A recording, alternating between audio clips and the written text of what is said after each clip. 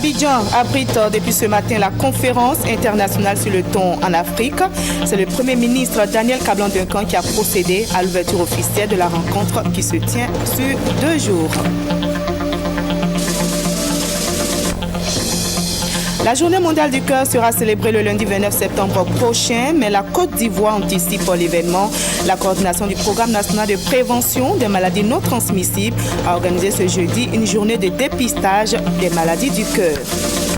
Dans l'actualité ce jeudi, la séance de travail entre la Commission électorale indépendante et l'ONUCI, l'opération des Nations Unies en Côte d'Ivoire. L'ONUCI a réaffirmé l'appui à la Commission électorale indépendante dans le cadre de ses missions. Les condamnations sont unanimes dans le monde après l'assassinat de l'otage français Hervé Gourdel par des terroristes en Algérie. Comment lutter contre le terrorisme? Hier, le Conseil de sécurité a adopté une résolution contraignante pour endiguer le flot de djihadistes étrangers. Bonsoir à tous, merci de choisir le journal de RCI 1 pour vous informer. Comme tous les jeudis, nous aurons le dossier de la rédaction. Aujourd'hui, nous ferons une incursion au Black Market ou marché noir d'Agamé. Ce marché, désormais appelé shopping à Brogua, est de moins en moins fréquenté par les populations. Quelles sont les raisons? Black Market ou shopping à Brogua, qui sont les vendeurs? Quelles sont les activités concrètes qui sont menées dans ce marché? Y a-t-il la sécurité au Black Market d'Agamé? Réponse tout à l'heure dans le dossier du jeudi. Mais avant, direction les États-Unis d'Amérique où le président Alassane Ouattara participe à la 69e Assemblée générale de l'ONU. Sachez que demain, à la tribune des Nations Unies, le président ivoirien prononcera une allocution. Un programme transformateur des développements pour l'après 2015, c'est le thème de cette Assemblée générale de l'ONU qui se tient depuis mardi.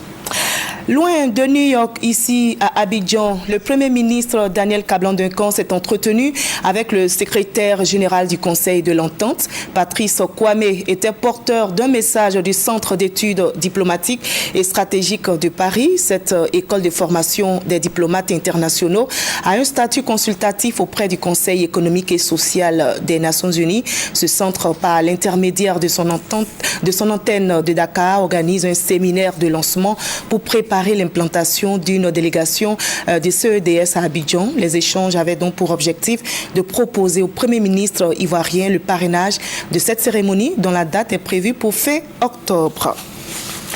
Et nous l'annoncions dans les titres, il se tient depuis ce matin la conférence internationale sur le thon en Afrique. C'est le Premier ministre Daniel Kablan-Duncan qui a procédé à l'ouverture officielle de la rencontre. Les participants venus d'Afrique et d'autres continents échangeront pendant 2 jours sur les questions liées à la transformation, à la pêche et au commerce du thon. On en sait plus avec Hugues Vibli. La première conférence internationale et exposition sur le thon en Afrique s'est ouverte officiellement en présence du Premier ministre Daniel Kablan-Duncan avec à ses côtés le ministre des Pêches et de l'Aquaculture du Ghana, Annie Thierry. Atuna est un moment d'échange sur différentes questions liées à la filière thonière. Les opérateurs, les armateurs, les conserveurs, les distributeurs, et donc il y a besoin de se voir. Et aujourd'hui, ces conférences thonières se font surtout en Asie. Il manquait véritablement des conférences en Afrique. La pertinence des thèmes qui seront abordés, entre autres l'état des stocks, la pêche et l'industrie thonière, le marché thonier, ainsi que les débats qui en découleront, contribueront sans nul doute à l'amélioration des performances des experts ici réunis. Nous espérons que les résultats de la conférence seront bien sûr capitalisés. Et comme l'Afrique vient d'avoir son propre événement thonier, je souhaite vivement que cela devienne une institution qu'Abidjan accueillera chaque fois qu'elle sera organisée. Plus de 270 000 tonnes de thon transitent chaque année par le port de pêche d'Abidjan, principal port de débarquement, de transbordement et d'avitaillement de l'activité thonière en Afrique de l'Ouest. Annuellement, les conserveries de Côte d'Ivoire exportent 50 000 tonnes de thon transformé. Souligné par le Premier ministre, l'objectif du gouvernement est de consolider les acquis de la filière thonière en Côte d'Ivoire. Pour le pays et pour plusieurs autres, la conférence d'Abidjan est donc d'un grand intérêt.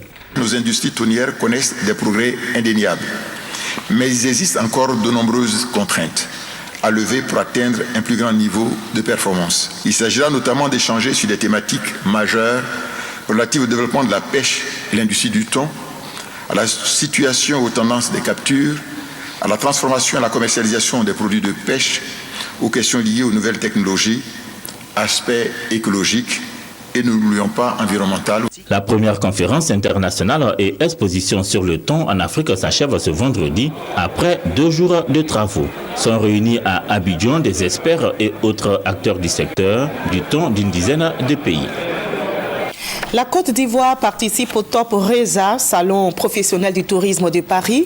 Et nous aurons en ligne dans quelques instants le ministre ivoirien du tourisme, Roger Kakou, pour nous parler justement des retombées de la participation de notre pays à ce salon. Mais avant, voyons la rencontre du CPC, le centre de promotion des investissements en Côte d'Ivoire avec des opérateurs économiques français. Le CPC fait partie de la délégation ivoirienne à ce salon. Patricia Omouetia, notre envoyée spéciale à Paris. La 36e édition du Salon professionnel du tourisme et des voyages de Paris est une occasion pour le directeur général du CPC de présenter la Côte d'Ivoire, ses potentialités et ses opportunités d'affaires. À la presse et aux investisseurs français, Essis Esmaël Emmanuel a souligné l'environnement des affaires attractif et compétitif en Côte d'Ivoire, avec notamment un volume d'investissement en nette progression en 2013 de 506 milliards de francs CFA par rapport à 2013, estimé à 219 milliards de francs CFA. Pour le ministre du Tourisme, le CPC constitue l'instrument privilégié pour la promotion du produit Côte d'Ivoire. L'édition 2014 du Top Reza enregistre la participation de plusieurs acteurs mondiaux du secteur du tourisme. La délégation ivoirienne justement est conduite par le ministre du Tourisme, Roger Kakou, et il est en ligne à présent pour nous expliquer les retombées de ce salon pour la Côte d'Ivoire. Bonsoir, monsieur le ministre. Bonsoir Marie-Laure Ndouan, merci de m'avoir sur votre plateau. Alors dites-nous comment... Bonsoir à tous nos compatriotes. Nous avons bien reçu vos salutations, monsieur le ministre. Alors dites-nous à présent comment la Côte d'Ivoire participe à ce salon. Y a-t-il des stands? Oui, d'abord, je dois dire que c'est le plus important salon du tourisme et des voyages de France, qui en est à sa 36e édition cette année, le Top Reza 2014. La Côte d'Ivoire a une forte présence cette année, puisqu'on a un stand de 54 mètres carrés. On a la participation d'une vingtaine de professionnels du secteur du tourisme de Côte d'Ivoire. Et également, vous l'avez signalé, la participation du CPC. On a Air Côte d'Ivoire qui est avec nous, on a Corsair, on a le port autonome d'Abidjan. Une très belle participation cette année, on en est très content. Alors aujourd'hui, vous avez eu une rencontre avec vos homologues africains du Bénin, du Sénégal et du Congo-Brazzaville. Dites-nous, de quoi avez-vous parlé? Oui, le Top Reza, donc ce salon est une plateforme exceptionnelle d'échange avec les professionnels du secteur du tourisme d'une part, avec des investisseurs potentiels d'autre part, et puis avec les médias, puisque on veut promouvoir la destination Côte d'Ivoire. On a profité de ce salon pour qu'en marge, on puisse inviter nos collègues des pays africains. La réunion que l'on a eue ce matin, au cours de laquelle on a pu échanger et discuter des problématiques liées au secteur du tourisme dans la région Afrique et plus particulièrement dans la sous-région. Des problématiques qui ont trait au problème de facilitation d'obtention de visas en termes de connectivité aérienne et également, ce qui est très important, trouver des mécanismes de riposte aux situations ponctuelles telles que celle du virus Ebola qui touche certains de nos pays frères actuellement et où il faudrait que l'on ait une communication plus forte de la part des Africains qui vivent ce drame et des Africains qui sont solidaires de leurs frères et ne pas laisser les médias occidentaux faire de la communication à ce sujet. Et c'était une réunion qui était très intéressante. On a décidé d'avoir un cadre de concertation permanent pour pouvoir traiter de ce sujet. Et la première réunion aura lieu à Abidjan en tout début 2015. Alors, vous l'aviez souligné, il y a une bonne participation des opérateurs économiques ivoiriens à ce salon. On peut imaginer déjà les retombées pour notre pays après ce salon? Oui, parce que vous savez, pour faire une politique dynamique du tourisme, il faut la participation des opérateurs étrangers, des pays émetteurs de touristes. La France étant l'un de nos principaux clients en termes de pays émetteurs, et c'était important que les opérateurs privés ivoiriens puissent venir se mettre en contact avec le monde du tourisme français et qui puissent également se mettre à développer des circuits, des packages, pour qu'ils puissent offrir un produit bien spécifique et attractif sur le marché français. Donc, je dois dire que ce salon est un gros succès pour nous. Merci beaucoup, Monsieur le ministre, d'avoir répondu à nos questions. C'est moi qui vous remercie et puis je salue tous nos compatriotes et j'aurai grand plaisir à rentrer très prochainement dans ce beau pays qu'est la Côte d'Ivoire. Et la Côte d'Ivoire vous attend, Monsieur le ministre. Merci à vous. C'est gentil, merci. Et nous prenons la direction à présent des États-Unis d'Amérique où le président Alassane Ouattara participe à la 69e Assemblée générale de l'ONU. Ce jeudi, il s'est tenu une réunion de haut niveau sur le virus Ebola. Le secrétaire général de l'ONU a appelé les États à faire bloc pour lutter contre la maladie. Le président Alassane Ouattara s'est félicité de la tenue de cette réunion qui marque un tournant dans la lutte contre l'épidémie qui a tué à ce jour plus de 2500 personnes. La Côte d'Ivoire apporte sa contribution au fonds de soutien de la CEDEAO pour lutter contre la maladie. 500 millions de francs CFA. C'est la contribution financière de la Côte d'Ivoire qui a mis en œuvre l'ensemble des recommandations et adopté des mesures préventives d'urgence contre le virus. La journée mondiale du cœur sera célébrée le lundi 29 septembre prochain, mais la Côte d'Ivoire anticipe l'événement. La célébration a débuté aujourd'hui.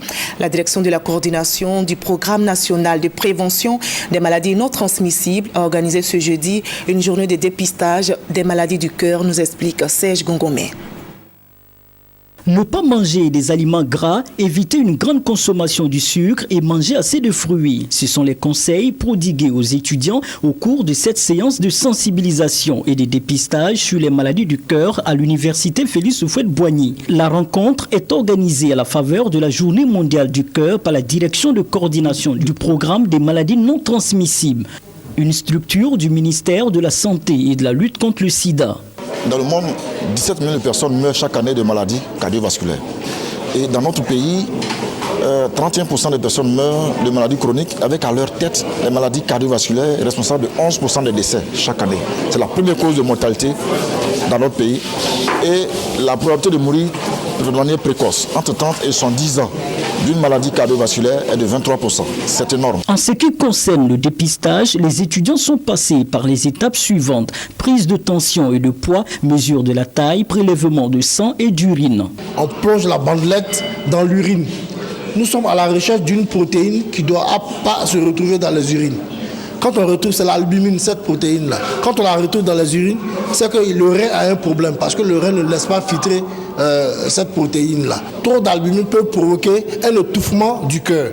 Les étudiants, quant à eux, soutiennent avoir pris bonne note pour éviter les maladies du cœur. Vu ce qu'il vient de me dire, j'essaierai de faire un peu plus de sport et diminuer ma consommation de graisse et d'aliments sucrés. Les personnes de moins de 50 ans sont les plus touchées par les maladies cardiovasculaires. Selon l'OMS, l'Organisation mondiale de la santé, le taux de prévalence chez les jeunes de 25 ans et plus est évalué à 34,4% en 2008, dernière date d'évaluation en Côte d'Ivoire. Il y a maintenant 2 ans, le 24 septembre 2012, la première greffe rénale avait été réalisée ici à Abidjan, une première en Côte d'Ivoire et en Afrique francophone. Hier, ces médecins, au nombre de 8, ont été distingués par l'État ivoirien. Les 8 membres de l'équipe d'intervention de la première transplantation rénale en Côte d'Ivoire ont été décorés ils ont réalisé la première greffe de rein en septembre 2012. C'est une équipe composée de Belges, de Tunisiens et d'Ivoiriens. Ce mercredi 24 septembre 2014, les membres de l'équipe ont reçu la reconnaissance de la nation ivoirienne par la grande chancelière. Pour de nombreuses familles, l'équipe du projet pilote de greffe de rein en Côte d'Ivoire a porté et porte cette note d'espoir. La Côte d'Ivoire reconnaissante vous dit merci. Merci d'avoir donné le goût de la vie à des dizaines de patients. Merci de continuer à travailler pour trouver des voies et moyens pour rendre l'assistance aux malades du rein plus efficace et plus accessible. Les médecins ont saisi l'occasion pour exprimer des doléances afin d'aboutir à un meilleur suivi des malades de l'insuffisance rénale. Nous avons besoin de 3 choses pour que nos activités continuent à aller de l'avant. D'abord, de nouvelles lois pour nous permettre d'entrevoir avec efficacité les greffes à partir de sujets en état de mort encéphalique. Ensuite, des locaux propres à nous, puisque jusqu'à présent, nous effectuons les greffes à l'issue de cardiologie. Et enfin, un laboratoire d'histocompatibilité. Henriette Dagri-Diabaté a rassuré l'équipe de la volonté du chef de l'État de mettre la législation ivoirienne à la hauteur des exigences scientifiques et éthiques pour leur permettre de redonner la santé aux patients. La pratique de la greffe sur les malades de l'insuffisance rénale en Côte d'Ivoire fait suite au décret signé par le président de la République en janvier 2012. Le décret stipule la possibilité de pratiquer des greffes d'organes en Côte d'Ivoire. Le pays est le seul en Afrique francophone à réaliser la greffe de rein.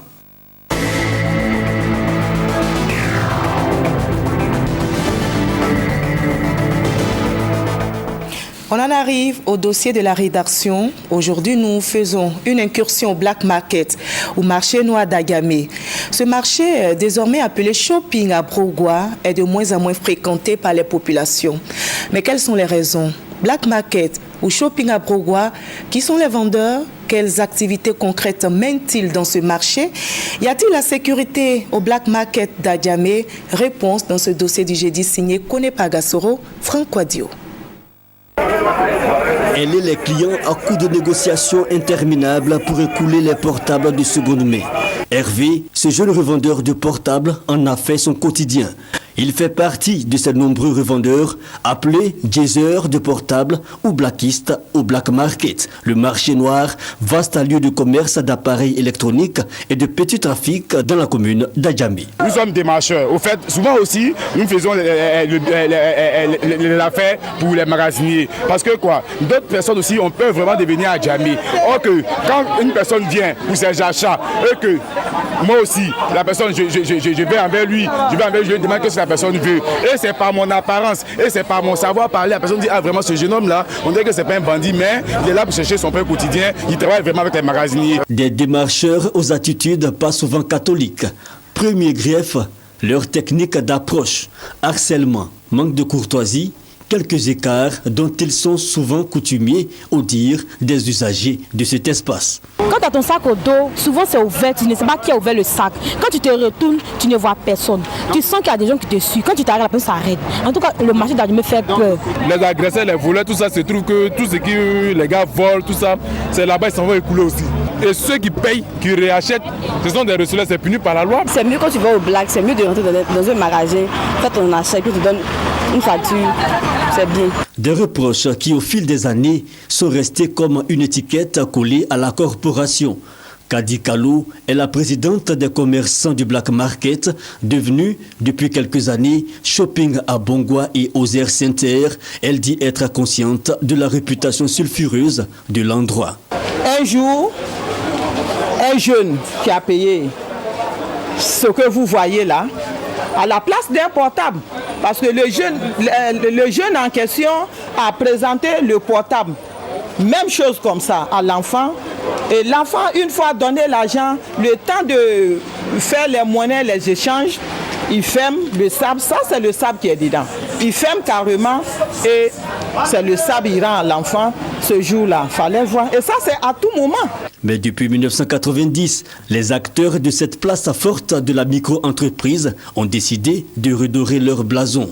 Le problème, c'est que l'indiscipline ici a la peau dure. À preuve, le seul parking réservé pour les véhicules des commerçants et des clients est occupé par les revendeurs. Nous, notre problème aujourd'hui, c'est les enfants. L'entourage, le parking, les voies qui sont vraiment occupées par les enfants. La voie principale n'est pas mieux lotie. Elle sert de gare aux minicars appelés Baka. Pour les chauffeurs de ces minicars, ce site serait l'endroit idéal pour avoir les clients à défaut d'une gare sécurisée. C'est ici les passagers, c'est eux qu'on est. Alors, il n'y a pas de quoi pour garer. Si on avait une gare, on avait une gare là-bas pour charger. La nuit, je vais dîner vers comme ça. Quelqu'un qui va quitter là-bas seul pour rentrer au milieu de la gare. Il y a problème de sécurité, il y a problème de gare. Jeunes démarcheurs un peu trop voyants, mauvais stationnement des véhicules, concurrence déloyale, la situation actuelle du black market n'a au final guère évolué. La principale préoccupation, la sécurité.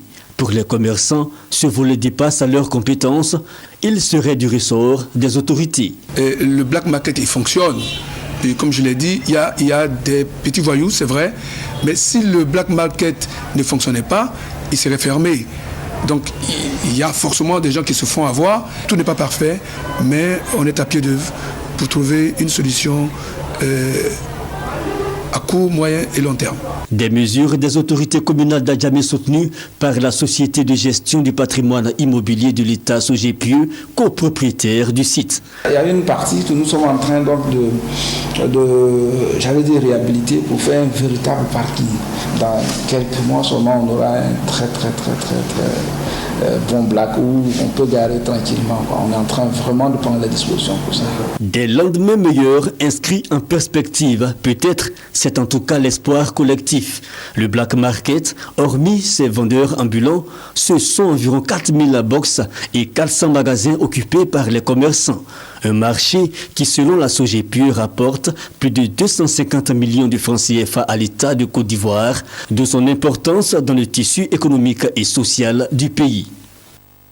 Voilà, c'était le dossier du jeudi réalisé par le service Société de la rédaction.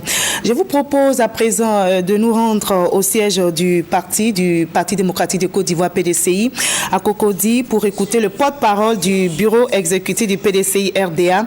Adjoumani a fait une déclaration. Mais avant, voyons cette rencontre qui a eu lieu à la Commission électorale indépendante, rencontre entre la représentante spéciale du secrétaire général de l'ONU et la Commission électorale indépendante. L'opération des Nations Unies apporte son soutien à la Commission électorale indépendante dans le cadre de ses missions. À présent, rendons-nous maintenant au siège du PDCI RDA à Cocody pour écouter le porte-parole du bureau exécutif du PDCI RDA, le porte-parole Kwasi Adjoumani, qui a fait une déclaration relative à l'incident qui a eu lieu hier au siège du PDCI RDA. Les jeunes ont poussé le comble jusqu'à vouloir interdire l'accès du siège aux dirigeants du parti qui ne penseraient pas comme eux en y convoyant d'autres jeunes dès la matinée du mardi 23 septembre 2014, jour des réunions du secrétariat exécutif. Face à ces manifestants constitués d'une trentaine de personnes, s'est interposé une centaine de jeunes favorables à l'appel de Daoukro afin de garantir le libre accès au siège du parti. En raison du risque d'affrontement qui se profilait à l'horizon et vu l'encombrement de la voie publique, les forces de l'ordre accourues ont dispersé les manifestants sans violence ni usage de grenades lacrymogènes, ne faisant aucun blessé. La direction du parti veut donc porter à la connaissance des militants, militantes, sympathisants, sympathisantes du PDCI-RDA et de l'opinion nationale et internationale qu'aucune voix de fait n'a été exercée sur les manifestants, comme le rapportent les organes de presse dont certains n'ont pas hésité à utiliser des images d'archives. La direction du parti demande aux militants et militantes de ne pas se laisser abuser par les campagnes d'intoxication. Les invite à rester sourds aux rumeurs et aux manipulations et les exhorte à la vigilance et à la sérénité. Le premier congrès de la chaire UNESCO vient de se tenir à l'université Félix Houphouët-Boigny de Cocody. L'événement commémore les 25 ans de la culture de la paix menée par l'UNESCO. 2 jours de réflexion et d'échange sur les 25 ans de la culture de la paix et les participants au jubilé d'argent de cette notion venus de cette zone de l'Afrique peuvent noter des avancées, notamment en Côte d'Ivoire. Cette rencontre devait vraiment permettre d'être plus vigilant, toujours vigilant dans tout ce que nous faisons comme action au niveau politique, économique, social et même religieux. Nous avons fait des recherches sur la culture de la paix et nous avons mis un accent particulier sur l'éducation à la culture de la paix. Toutefois, les participants sont unanimes. Les guerres, crises, conflits et menaces terroristes imposent le renforcement du combat pour la paix. Ils proposent dans une déclaration dite Yamoussoukro plus 25 plusieurs actions à la fois aux citoyens, ONG et États, dont l'intégration de la culture de la paix dans les systèmes d'éducation et de formation. Le signal est donné par la mise en place d'un réseau des fondations, centres et instituts de recherche et de promotion pour la paix. Les grandes idées ont été dégagées. Il y a des programmes de recherche qui seront faits sur la paix.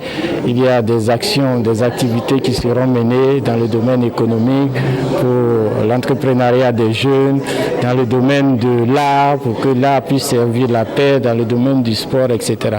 Et nous allons mettre tout cela dans un plan d'action sur 2 ans pour avoir des résultats dans le court terme. Si la Côte d'Ivoire accueille le siège et le secrétariat permanent de ce réseau, l'Angola en assure la présidence. C'est une initiative de l'Union africaine appuyée par l'UNESCO dont l'avènement ne peut laisser rêver les assoiffés de paix quant à la fin des violences en Afrique et dans le monde. Parmi eux, le ministre Niamien Kounan, représentant sa collègue de l'éducation nationale, Kandia Kamara. Voilà, c'était le reportage de Léon Proust, le renforcement des capacités des rédacteurs en chef, sinon sur le réseau mis en place pour renforcer le combat africain. Les drapeaux seront en berne pendant 3 jours en France, de vendredi à dimanche, en hommage à Hervé Gourdel, assassiné par les soldats du califat qui ont fait allégeance à l'État islamique. Ce matin, Paris a mené de nouvelles frappes en Irak. Et pour lutter contre le terrorisme sur son sol, la France a décidé de renforcer les mesures de sécurité dans les lieux publics et les transports. Les condamnations sont unanimes dans le monde après l'assassinat de l'otage français Hervé Gourdel par des terroristes en Algérie. Comment lutter contre le terrorisme? Hier, le Conseil de sécurité a adopté une résolution contraignante pour endiguer le flot de djihadistes étrangers en Syrie et en Irak. Voilà, c'est ici que l'on s'arrête, mais ne décrochez pas. Sur RTI 1 aura lieu en direct à partir de 21h, donc 20h50 pour être plus précis. Une émission bilan de la récente visite d'État du président Alassane Ouattara dans la région de Lifou. Cette émission présentée par David Mobio et Sylvie Touré sera consacrée à l'appel de Daokro lancé par Henri Konan Bédié, président du PDCI RDA. L'appel a été lancé, donc c'est un appel au soutien à la candidature unique du RHDP à l'élection présidentielle de 2015. Restez avec nous sur la chaîne qui rassemble.